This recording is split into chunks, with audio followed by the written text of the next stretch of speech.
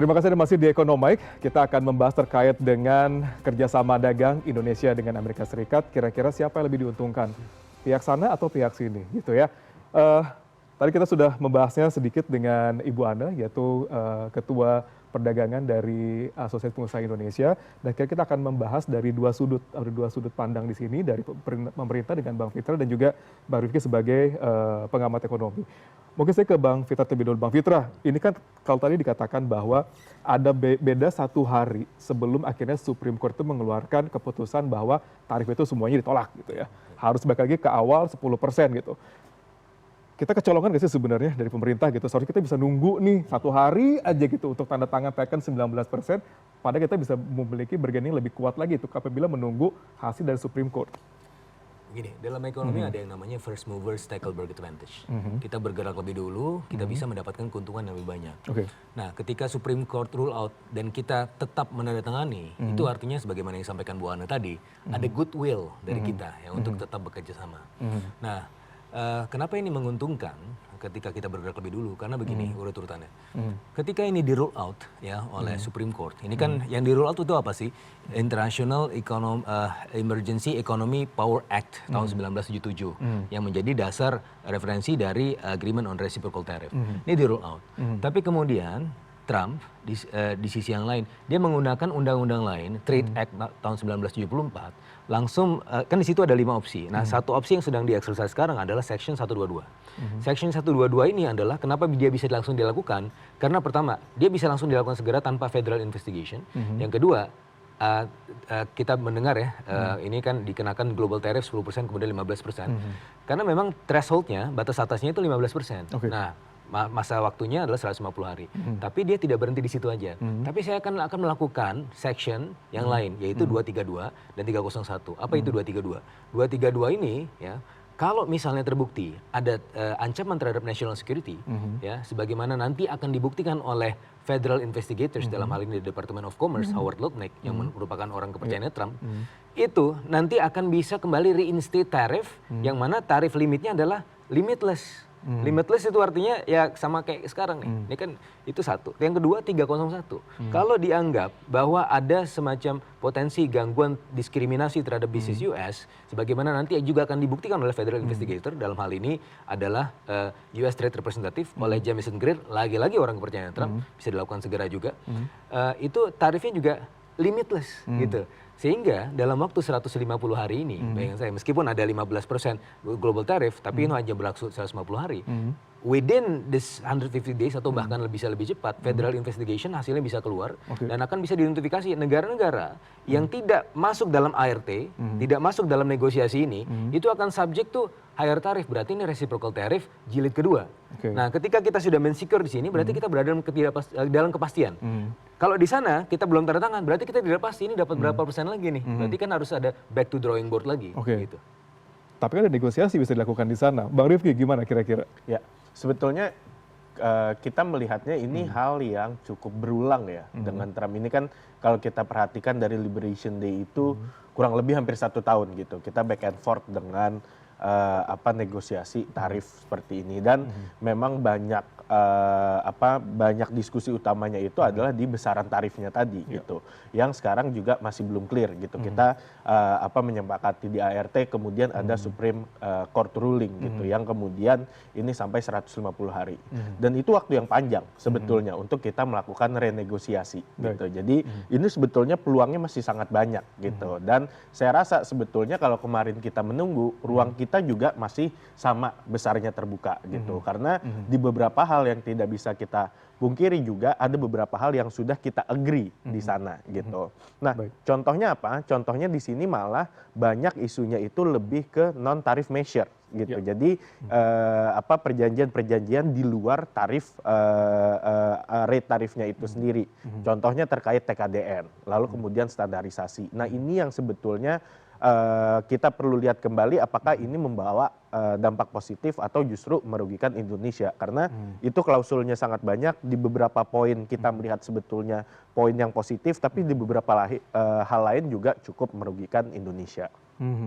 Sebenarnya ketika ada Supreme Court dan terbuka 60 hari untuk melakukan negosiasi ulang, menurut Bang Rifki apakah kita seharusnya negosiasi ulang nih untuk bisa mendapatkan mungkin lebih relaksasi dari poin-poin yang disampaikan tadi gitu terkait tidak hanya tarif tapi juga poin-poin yang bisa dikatakan cukup banyak tadi. Ya, saya rasa iya. Misalnya contoh begini, satu adalah contoh terkait standar standar kesehatan, gitu.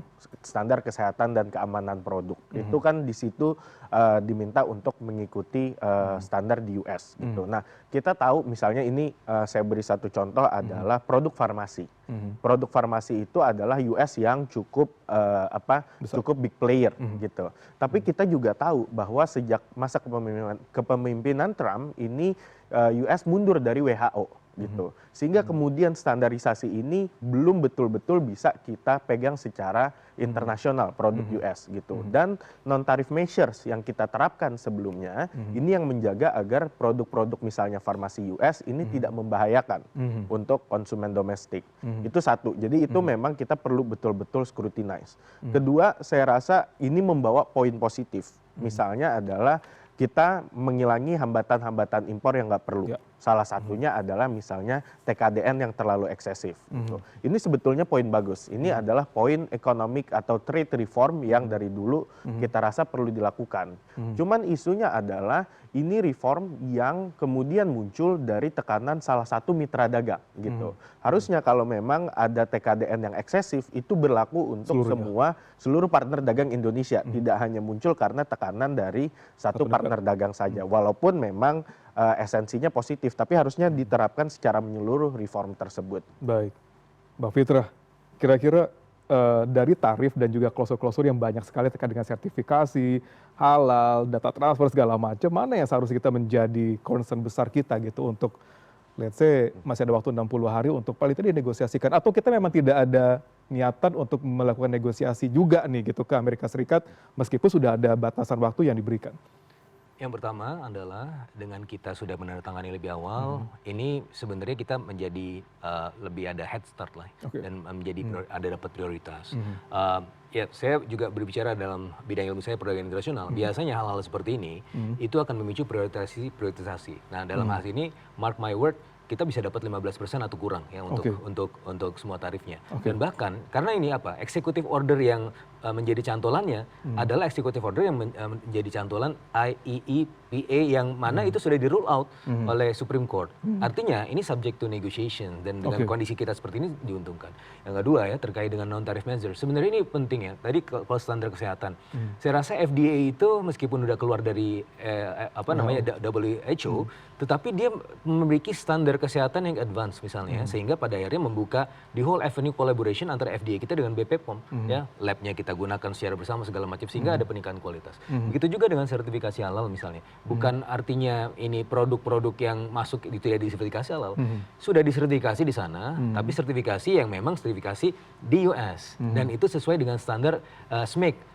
Standard Metrology of Institute Institute of Islamic Countries ya. Ini berada di bawah standarnya OKI. Artinya ada semacam mutual recognition. Dan dalam konteks sekarang bulan Ramadan, ini berarti kan ukhuwah Islamiyah. Kita mengenali metode ulama di sana, berkolaborasi, mengenali di antara sesama begitu kan. Begitu juga dengan standar-standar mengenai agriculture ya. Di sana sudah ada, kenapa harus perlu disertifikasi lagi sini? Ya kita ada mutual recognition lah dalam hal ini. Nah, dalam konteks-konteks seperti itu memang ada avenue lagi untuk misalnya kita lebih terbuka lagi untuk negosiasi dan itu sangat terbuka karena kan as we speak tim negosiator juga sedang bernegosiasi nih untuk kemudian melakukan finalisasi post dari final Supreme Court ruling. Baik, kira-kira dari banyak sekali klausul yang disampaikan di sana gitu dan banyak menjadi perdebatan di dalam negeri sendiri gitu, baik dari sertifikasi halal maupun dari TKDN. Kita juga harus menginformasikan Amerika apabila kita akan melakukan transaksi dagang. Digital trade juga menjadi bagian yang harus dikontrol juga oleh Amerika Serikat. Poin-poin mana yang kita harus lebih dulu itu negosiasikan supaya ini bisa meredam tension yang terjadi di masyarakat, di pengusaha di Indonesia saat ini? Gini, dari awal kan memang pengusaha sudah dilibatkan ya. Jadi dalam konteks misalnya digital trade. Digital trade itu artinya kita itu sebenarnya intinya adalah non-discriminatory. Ketika tidak diterapkan digital tax bukan artinya tidak boleh diterapkan digital tax. Artinya kalau kita lihat ART itu intinya adalah Kalau dia non-discriminatory, itu nggak masalah. Iya. Tapi kalau dia diskriminatif, maka itu akan menjadi masalah. Penerapan TKDN tadi seperti yang disampaikan Mas Rifki, itu memang betul ya, bagian dari proses structural dan trade reform kita, karena memang itu adalah menuju efisiensi. Dan sementara ini masih dibatasi oleh produk-produk tertentu saja, misalnya government procurement.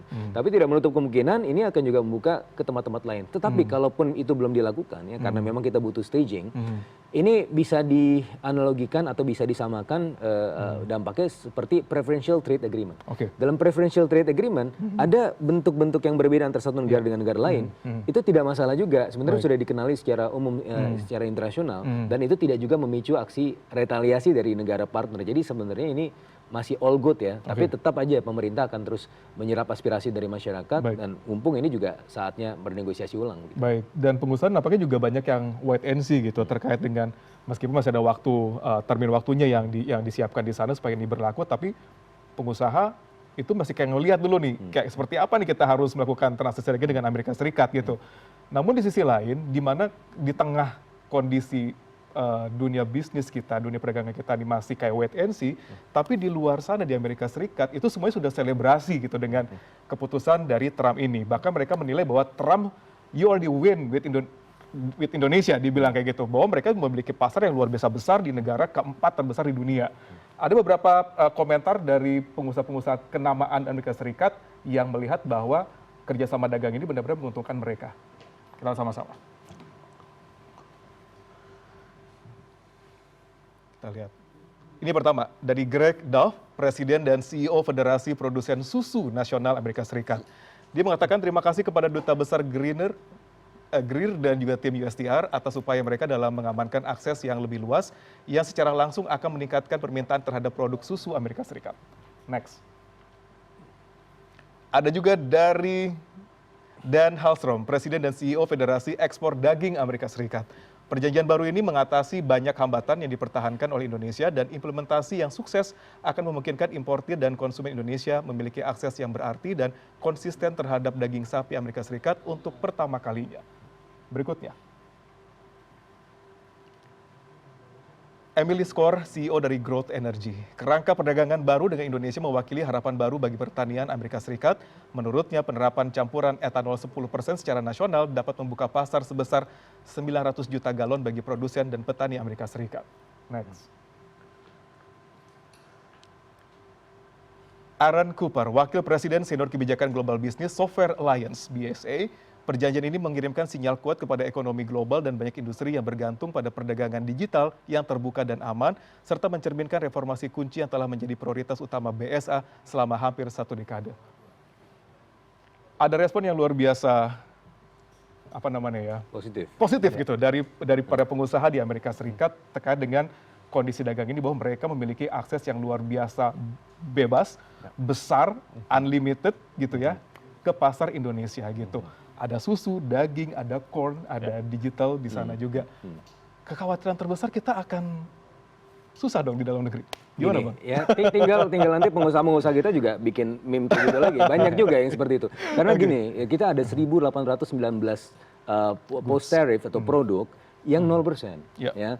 Dan berdasarkan beberapa simulasi yang saya lakukan, itu misalnya untuk produksi PO, kita bisa naik 28%. Ke pasar Amerika Serikat ya, dan paling tinggi itu kalau tidak salah di hasil simulasi saya itu untuk kokoa dan kopi itu bisa naik 46%. Nah itu berarti kalau tinggal jembrengin aja tuh pengusaha-pengusaha kopi, kokoa, tekstil ya. Kita sangat positif segala macamnya sama kan, tinggal kita adu-aduan meme. Tapi kan kita nggak mau adu-aduan meme. Kita kan ingin melihat ya sebenarnya ini kita untung atau enggak. Dan dalam beberapa hasil simulasinya, dalam konteks itu, kita juga lumayan menguntungkan dan tidak hanya itu ya. Jadi dalam kalau kita lihat tuh, schedule 2A dan 2B terutama ya. Jadi kan ada two tariff schedule ya. Schedule 1 dan schedule 2. Schedule 2 itu adalah apa yang US berikan kepada Indonesia yang 1.819 post tariff yang 0% itu.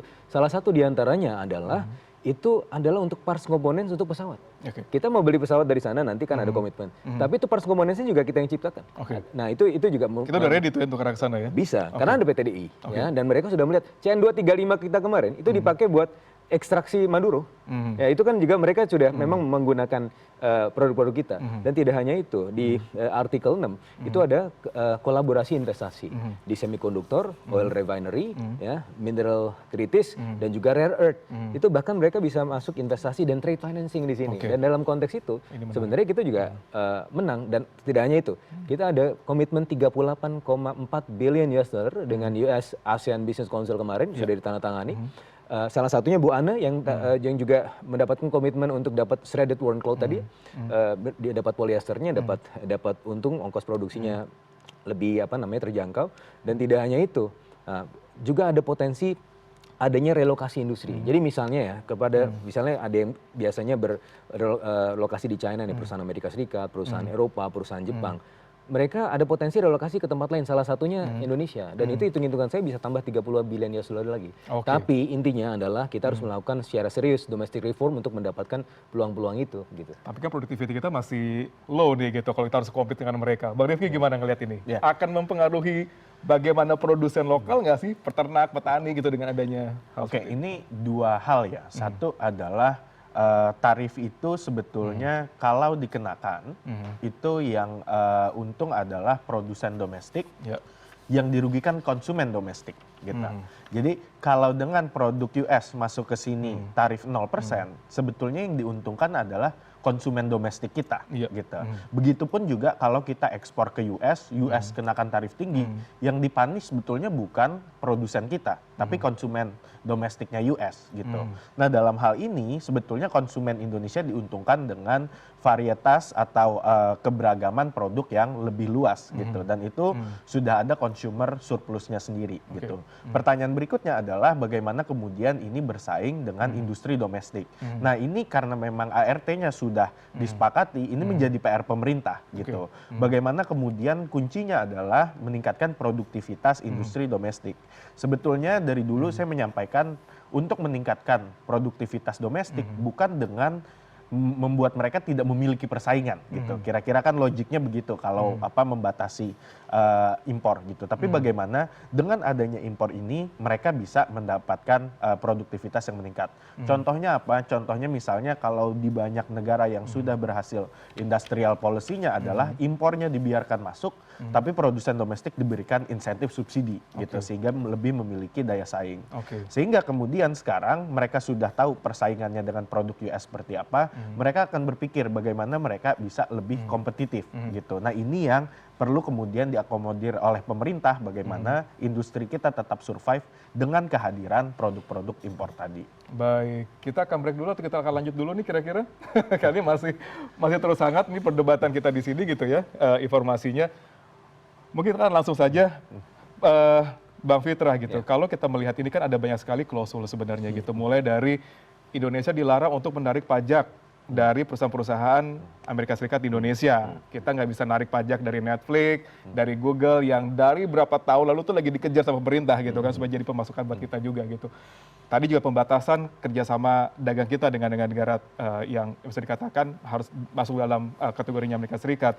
Ada juga kita harus beli batu bara dari Amerika Serikat, sedangkan kondisi dalam negeri kita masih surplus nih batu bara sekarang gitu. Nah, dengan kondisi-kondisi yang diterapkan oleh Amerika Serikat kepada pasar dalam negeri sendiri gitu, dengan banyak yang mungkin orang banyak berpikir bahwa lebih banyak keuntungan dimiliki oleh Amerika Serikat gitu, karena dengan klausul-klausul tersebut itu tidak hanya tarif gitu. Anda melihatnya akan gimana nanti setahun 2 tahun ke depan gitu? Apakah kita masih akan memiliki surplus perdagangan gitu dengan Amerika Serikat dengan banyaknya yang masuk ke sini? Iya, begini. Yang pertama ya, kita bandingkan dulu struktur di Amerika Serikat produksinya seperti apa dengan di Indonesia.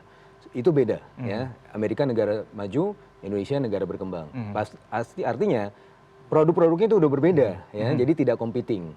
Yang kedua adalah seasonnya di sana 4 musim, di sini 2 musim. Kalaupun dia masuk barang-barang agriculture, itu yang berbeda secara tipe dan varietasnya, dan bahkan bisa memperbanyak potensi pilihan konsumen yang mau berbesar consumer surplus begitu ya. Kalaupun ada irisan-irisannya, itu kan nanti kita bisa memberikan notifikasi lewat Council on Trade and Investment, bisa dinegosiasikan lagi gitu ya.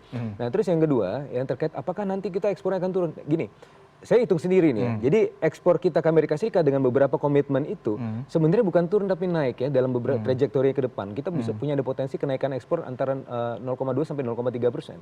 Kenapa? Karena ada potensi trade preferences, ya, trade diversion. Sebelumnya Amerika Serikat beli dari sana, tapi sekarang ke Indonesia. Ya, kenapa? Karena ya udah friend, ya, udah ada negosiasi gitu. Nah, itu jadi potensi atau di whole avenue yang bisa kita lihat ke depan. Yang kedua soal digital tax terhadap produk-produk digital tadi. Sebenarnya men-tax intangible products itu sebenarnya tidak dengan kompleksitas. Karena intangible products itu seperti misalnya tidak hanya Netflix ya, itu ada e-book segala macam. Kita kan bicara mengenai creative economy nih. Creative economy itu input produksinya apa sih? Ya barang-barang intangible itu. Saya misalnya sebagai dosen, ya, input produksi saya apa? Buku. Ketika buku itu dipajakin, intangible products, itu kan jadi menghambat kreativitas saya. Penyanyi, musikus, mereka butuh inspirasi, dengerin musik, download. Kalau itu dipajakin, itu mereka juga akan menghambat kreativitas. Itu salah satunya juga mungkin menguntungkannya di situ. Tapi di sisi yang lain, kalau memang merugikan, selalu ada escape clause, Council on Trade and Investment. Dan lagi-lagi, kalau saya melihatnya ini kayak perjanjian Hudaibiyah aja. Kalau perjanjian Hudaibiyah itu zaman Rasulullah dulu, itu kita tidak melihatnya di jangka pendek. Kita melihatnya di jangka menengah panjang. Nah, begitu juga dengan konteks ini, trade ini kita melihatnya di jangka menengah panjang. Baik, Bang Rifki, mungkin terakhir nanti saya ke Bang Fitra terakhir.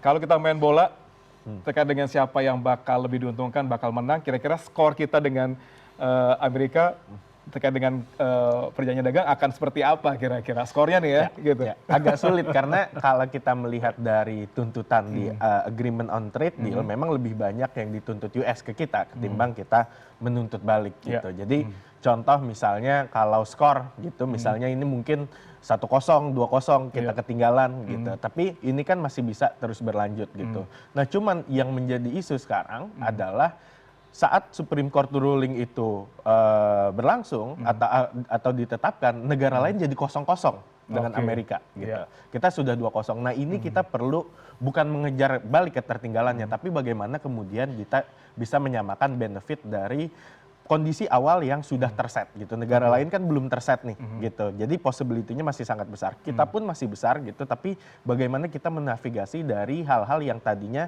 sudah dituntut kepada kita sehingga kemudian menguntungkan kita pada ujungnya nanti gitu. Dan kalau kita lihat secara historis dari Liberation Day yang hampir 1 tahun lalu, ini terus bergerak gitu. Jadi kita belum tahu ujungnya kemana. Apa yang kemudian kita merasa beneficial sekarang, mungkin nanti bisa seri kira-kira?